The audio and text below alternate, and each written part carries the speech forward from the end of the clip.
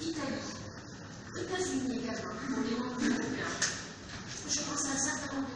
Cette internationalisation s'accompagne d'un mouvement, comment je dirais, de renouvellement du cadre théorique de la recherche.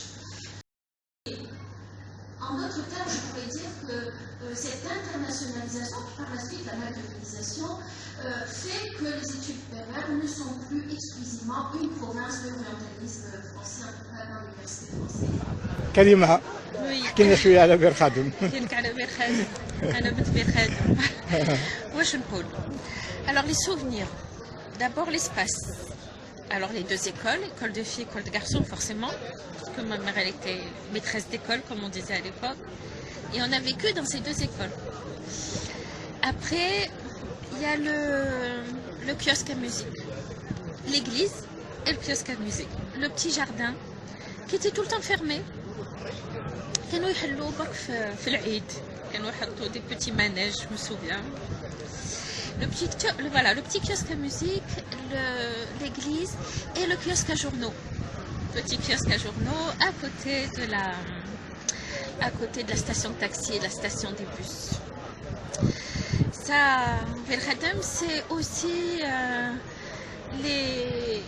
les croquants de Pérez et les coca de Pérez, le boulanger Pérez et le pain, la baguette de Djilali, de boulanger. C'est très visuel et très olfactif chez moi. C'est quand on passait à côté de Pérez, quand on passait à côté de Djilali, c'était extraordinaire, les odeurs. Bir Khadem, c'était les vergers aussi, où il n'y avait rien. C'était les endroits où on allait se promener, on allait cueillir les fleurs.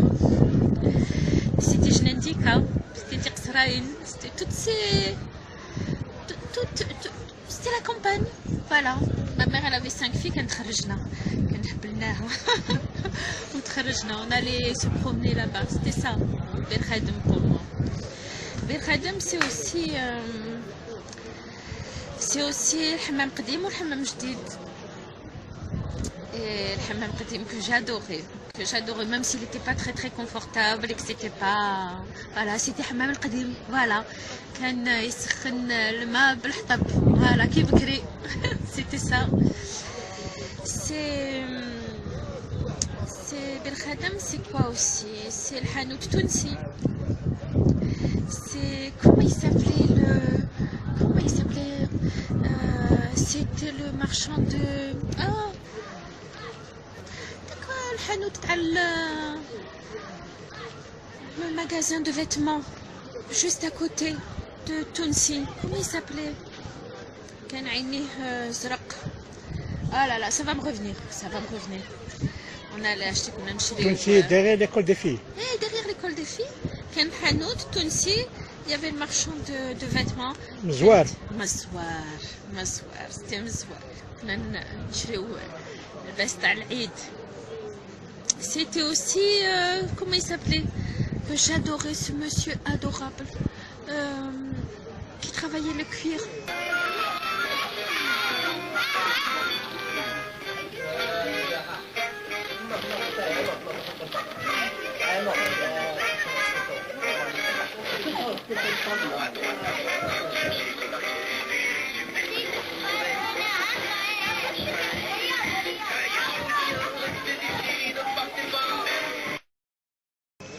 Zizi.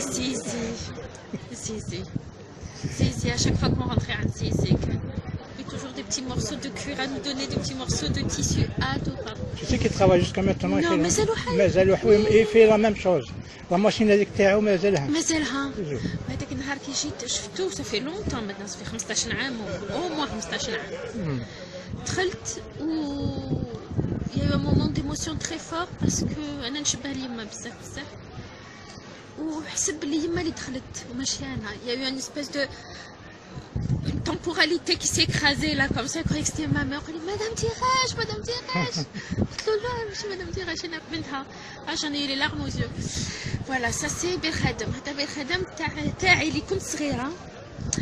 ومن بعد Bir Khadem تغيرت شويه.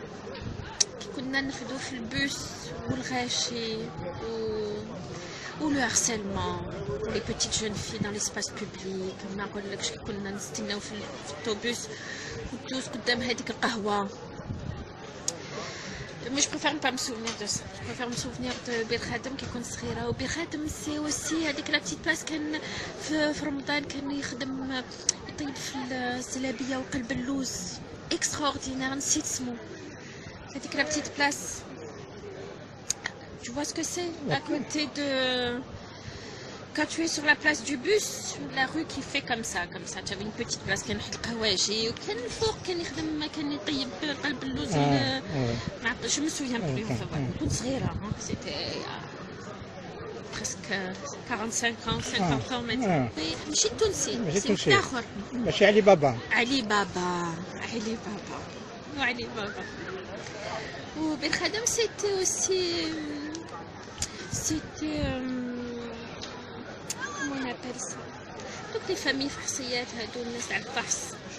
cette éducation exceptionnelle, ce savoir-vivre, c'est...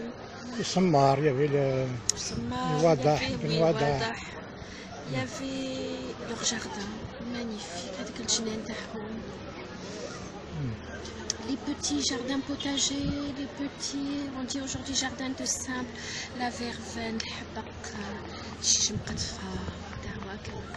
c'était ça pour moi en Berkhadem. C'était à la fois le petit village, tout le monde se connaissait, et les odeurs. Voilà, les odeurs. Alors c'est vrai quand j'y retourne, ça a beaucoup changé, mais Mazel avec la petite place, ça grouille de monde, c'est noir de monde, c'est... Rachid.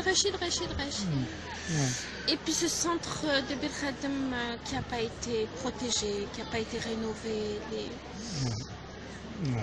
les murs qui tombent en ruine. Voilà, c'était... Ça fait combien de temps que tu n'es pas reparti, Berkhadem? Écoute, la dernière fois, je crois que c'était il y a 5-6 ans. Il y a 5-6 ans, dans l'école de garçons, il n'y a que des cordonniers maintenant. Mais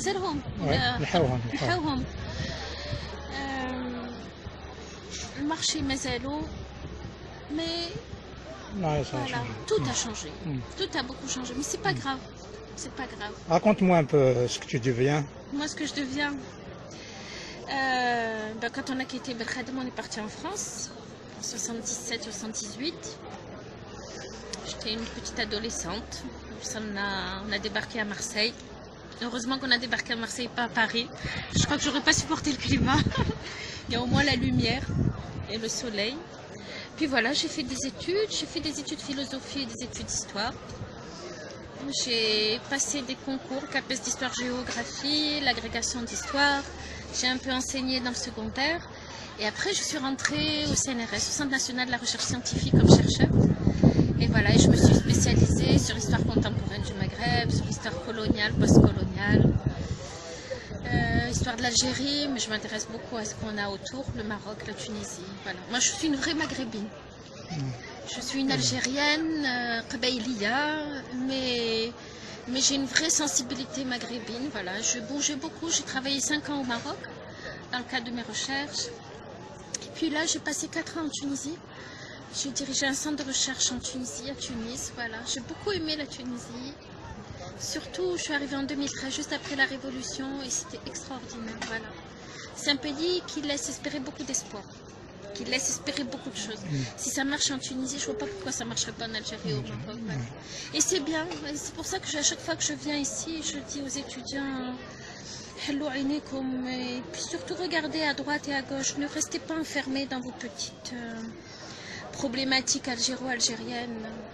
Moi, je crois beaucoup au Maghreb ouvert, comme espace de mobilité, comme espace de recherche, comme espace de marchandises, comme espace de transfert de compétences.